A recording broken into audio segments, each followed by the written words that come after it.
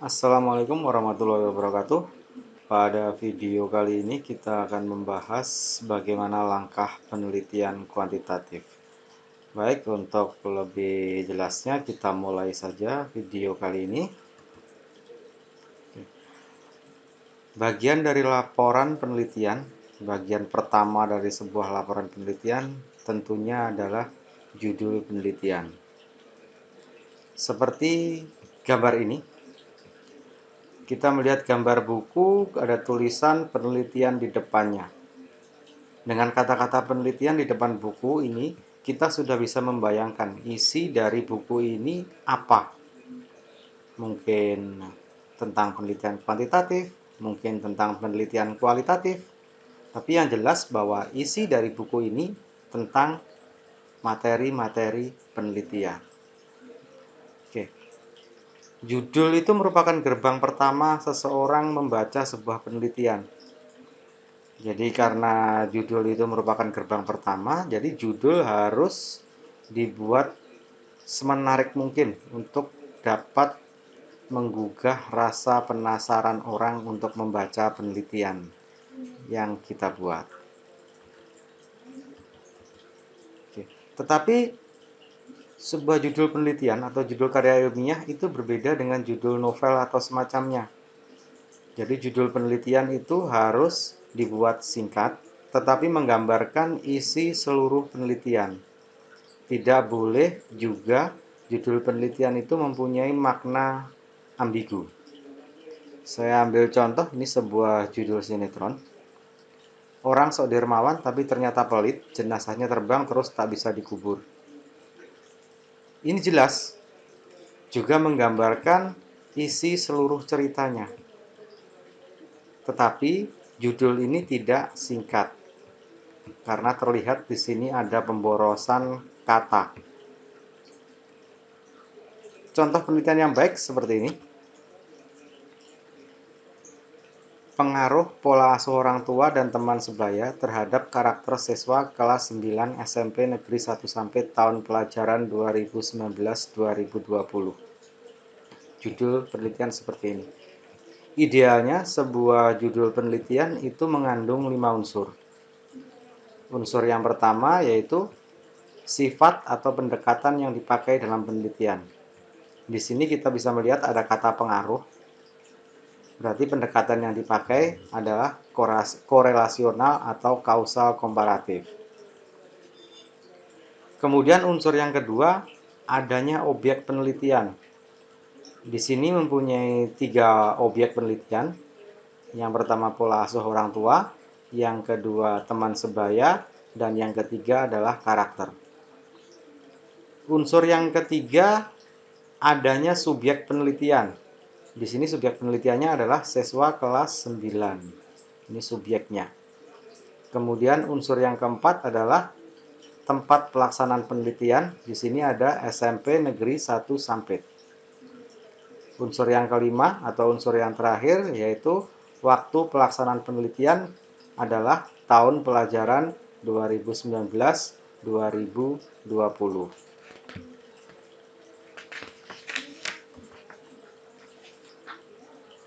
Oke. Setelah judul, kita akan masuk ke latar belakang masalah. Karena latar belakang masalah, pastilah isinya di sini adalah masalah-masalah. Oke. Tapi sebenarnya masalah itu apa? Kita sering mengucapkan kata-kata ini. Saya sedang punya masalah. Tetapi kita tidak bisa mendeskripsikan masalah itu sebenarnya apa sih? Intinya masalah itu adalah kesenjangan antara harapan dengan kenyataan.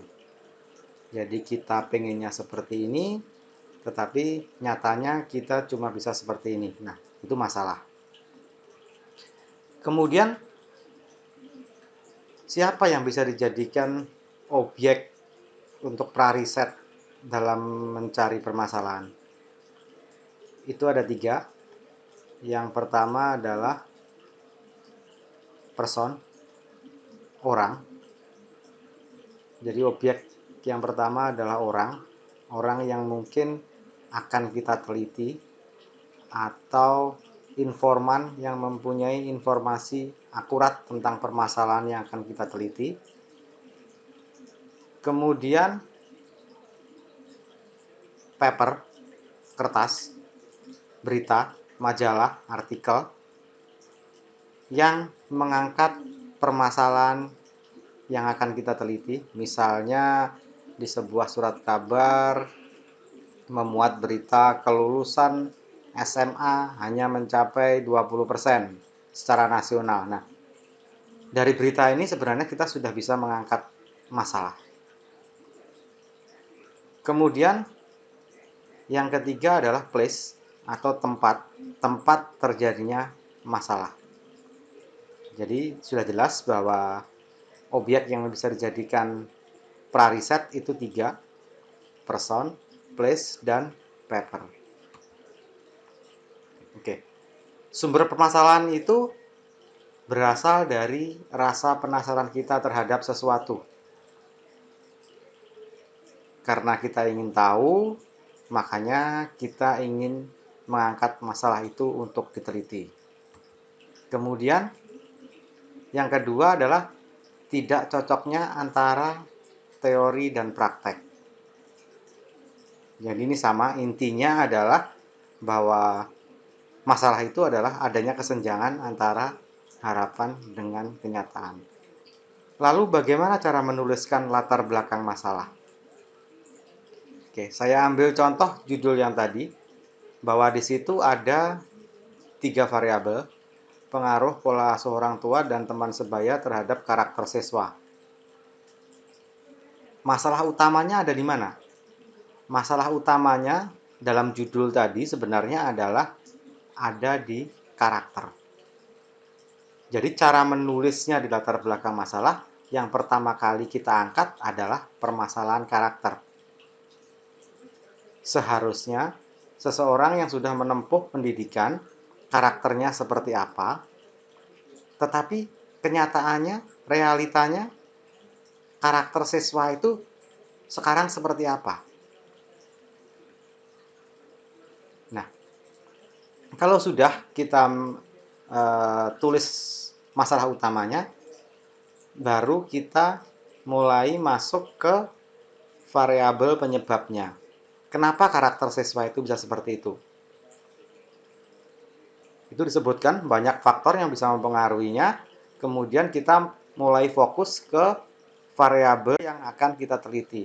Yang akan kita teliti tadi adalah pola asuh orang tua. Nah, itu juga caranya sama. Pola asuh itu seharusnya seperti apa? Tetapi kenyataan di lapangan seperti apa? Sesudah selesai kita membahas pola asuh, baru kita akan masuk ke variabel selanjutnya, yaitu teman sebaya. Seharusnya siswa itu bergaul dengan teman-temannya seperti apa, tetapi kenyataannya juga seperti apa. Nah, dari situ kita sudah bisa menemukan banyak sekali permasalahan, banyak sekali bukti empirik yang akan kita cantumkan di latar belakang masalah. Demikian cara menulis latar belakang masalah.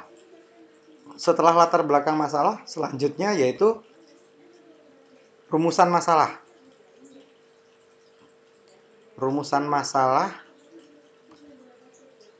harus dituliskan secara singkat, jelas, mudah dipahami, dan mudah dipertahankan. Dan rumusan masalah dalam bentuk kalimat tanya. Maksudnya mudah dipertahankan seperti ini. Kalau kita menulis rumusan masalah dengan kata-kata yang sepertinya agak susah diukur. Misalnya, seberapa besar minat atau seberapa tinggi minat belajar siswa, seberapa besar minat belajar siswa. Itu dalam penelitian kuantitatif kita akan susah mengungkapkannya. Jadi antara pertanyaan di rumusan masalah dengan kesimpulan nanti tidak akan sinkron. Nah, kalau tidak akan sinkron, otomatis yang punya penelitian juga akan susah mempertahankannya. Kemudian selanjutnya ada tujuan penelitian. Tujuan penelitian ini adalah harapan yang ingin diperoleh dari penelitian. Dan tujuan penelitian juga mengacu kepada rumusan masalah. Kalau misalnya tadi di rumusan masalah dituliskan apakah ada pengaruh pola asuh orang tua terhadap karakter siswa, maka di tujuan penelitian juga harus dicantumkan seperti itu. Tapi bahasa dalam tujuan penelitian adalah untuk mengetahui pengaruh pola asuh orang tua terhadap karakter siswa.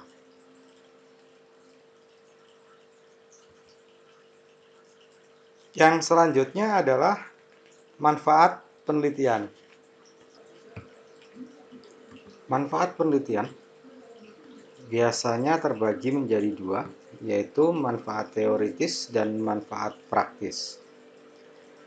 Manfaat teoritis itu umumnya adalah sebagai sumbangan perkembangan terhadap ilmu pengetahuan. Kemudian manfaat praktisnya itu untuk kehidupan sehari-hari. Dalam manfaat praktis disebutkan untuk siapa, kemudian untuk membantu memecahkan masalah yang dihadapinya, masalahnya apa. Dan yang perlu diingat lagi dari manfaat penelitian ini adalah semakin besar manfaat, berarti penelitian itu akan dianggap semakin bermutu.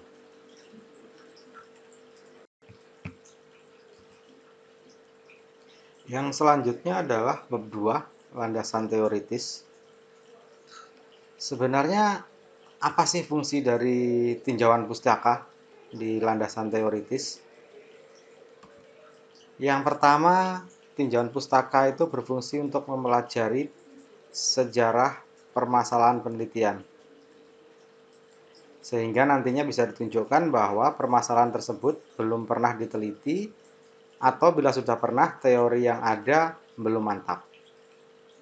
Kemudian fungsi yang kedua adalah untuk memahami latar belakang teoritis permasalahan. Ini nanti akan dituliskan dalam landasan teoritis. Yang ketiga adalah untuk memahami kelebihan dan kekurangan studi terdahulu. Karena tidak semua penelitian itu menghasilkan temuan yang mantap. Kemudian apa yang harus ada dalam tinjauan pustaka? Yang ada dalam tinjauan pustaka adalah teori tentang variabel-variabel penelitian kita. Kalau dari judul yang saya contohkan tadi, di situ ada 3 variabel, yaitu karakter, kemudian pola asuh orang tua, dan teman sebaya. Karakter menjadi variabel Y, kemudian pola asuh orang tua menjadi variabel X1, dan teman sebaya menjadi variabel X2. Idealnya, dalam setiap satu variabel itu mempunyai 3 subvariabel. Setidak-tidaknya ada 3. Jadi misalkan di karakter, itu berarti di bawahnya ada 3 sub. Misalkan sub yang pertama adalah pengertian karakter. Kemudian yang kedua adalah faktor-faktor yang mempengaruhi karakter. Kemudian sub yang ketiga adalah aspek atau indikator karakter. Demikian juga untuk variabel X1-nya. Pola asuh orang tua, berarti yang pertama ada pengertian pola asuh, kemudian yang kedua faktor-faktor yang mempengaruhi pola asuh, dan yang ketiga adalah aspek atau indikator pola asuh.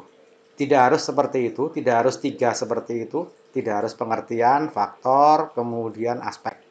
Itu bisa diganti dengan yang lain, tetapi setidak-tidaknya setiap satu variabel itu mempunyai 3 sub.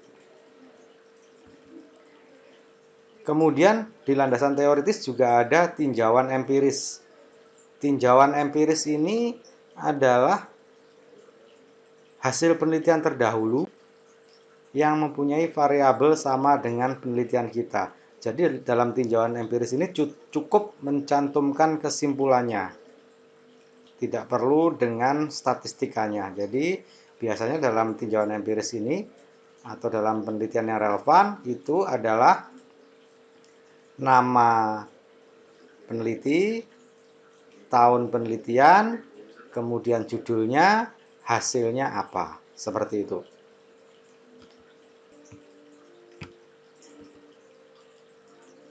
Yang selanjutnya adalah kerangka berpikir. Kerangka berpikir ini adalah analisis deduktif hubungan antar variabel. Jadi, kenapa dikatakan analisis deduktif? Karena analisis deduktif itu adalah penetapan kebenaran suatu pernyataan dengan menunjukkan bahwa pernyataan itu telah tercakup dalam pernyataan lain yang telah ditetapkan kebenarannya. Jadi seperti itu. Jadi kerangka berpikir itu dimulai dari teori hubungan antar variabel. Dijelaskan dulu teorinya, kemudian dijabarkan. Kemudian kerangka berpikir idealnya juga diberi nomor seperti rumusan masalah. Jadi kalau rumusan masalahnya ada 3, idealnya di kerangka berpikir juga ada 3. Kemudian setiap nomor pembahasan diakhiri dengan kesimpulan deduktif. Nah, itu kerangka berpikir. Bagian selanjutnya adalah hipotesis. Hipotesis itu dihasilkan dari kajian deduktif yang ada di kerangka berpikir. Jadi asalnya hipotesis itu adalah dari kerangka berpikir. Hipotesis adalah jawaban sementara dari permasalahan penelitian yang sudah dituliskan di rumusan masalah. Hipotesis dibuat dalam kalimat deklaratif.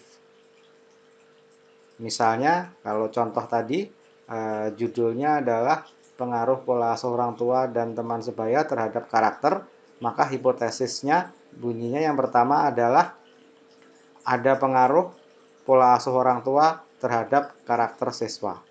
Demikian juga untuk variabel kedua, ketiga, dan hipotesis simultannya.